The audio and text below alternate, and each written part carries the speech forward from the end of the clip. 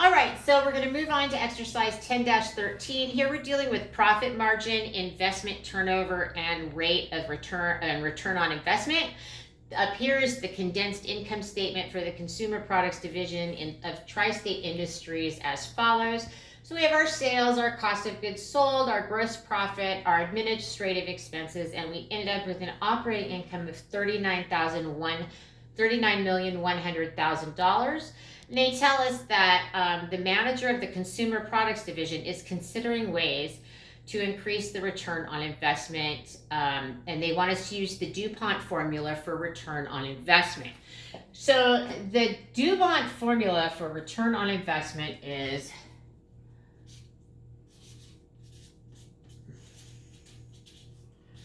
return on investment. I'm going to put ROI because that's where you're going to see it, is going to equal profit margin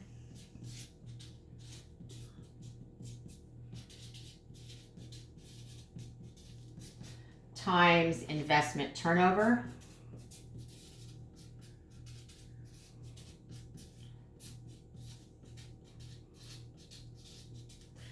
Profit margin is calculated as operating income over sales, and investment turnover is calculated as sales over invested assets.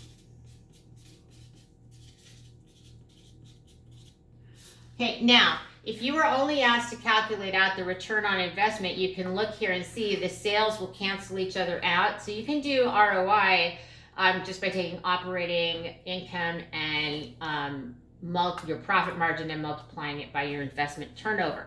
So if we're going to look at this, so they want us to, using the DuPont formula, determine the profit margin, investment turnover, and return on investments of the Consumer Products Division, assuming $143,750,000 of assets have been invested in the Consumer Products Division.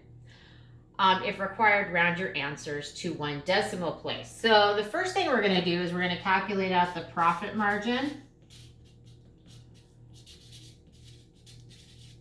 And remember, that's going to equal operating income. So we've got operating income over sales. This is for A. So we know that our operating income is $39,100,000. And we know that our sales is $230 million.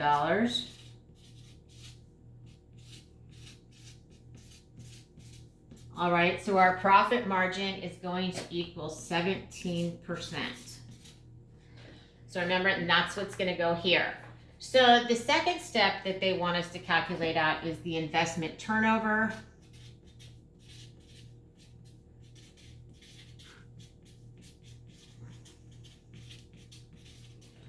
Which is sales over our invested assets.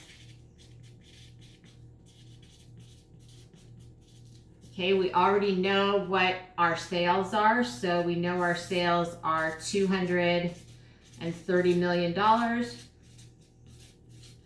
And the problem lets us know that our invested assets are $143,750,000.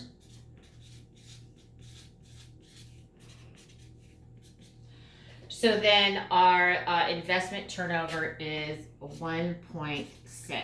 So this means we're getting $1.6 for every $1 in invested assets. And here we are, for every $1 of sales, we're producing 17% of that for operating income. So then finally, when we're going to do ROI, we're going to take, remember that's profit margin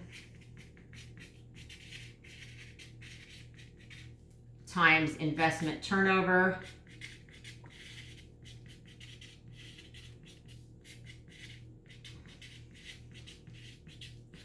So that's going to equal 17% times 1.6. And so we're going to get a return on investment of 27.2%.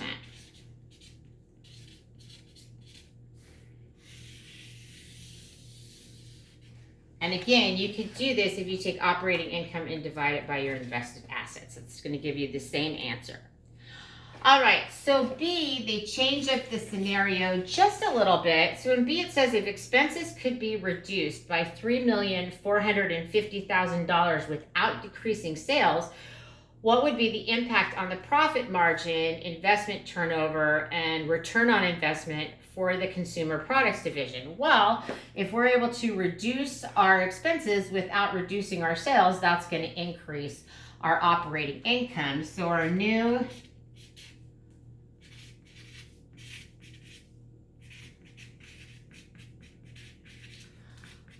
operating income is going to equal $42,550,000.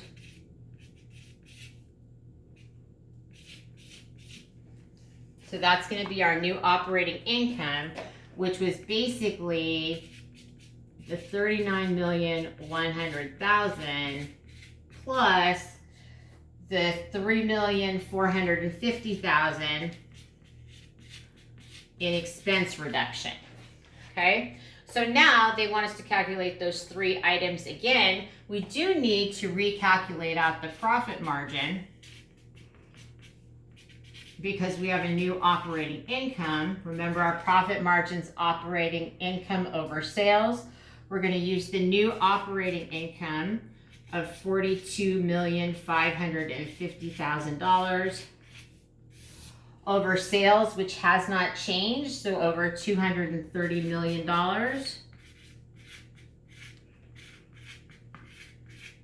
So the new profit margin under using this scenario is 18.5%. But if you notice, if you look here at our sales over invested assets, our investment turnover, nothing changed here. The sales stayed the same and the invested assets stayed the same. So our investment turnover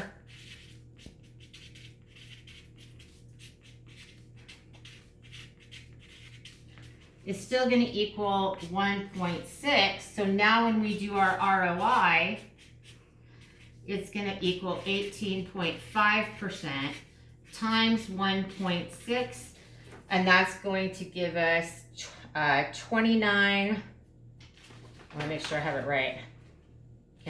Can't read my writing, so I have to cheat and look on the key. 29.6%. So you can see how much return on investment can increase by increasing our total profit margin. And that's how you do exercise 10-13.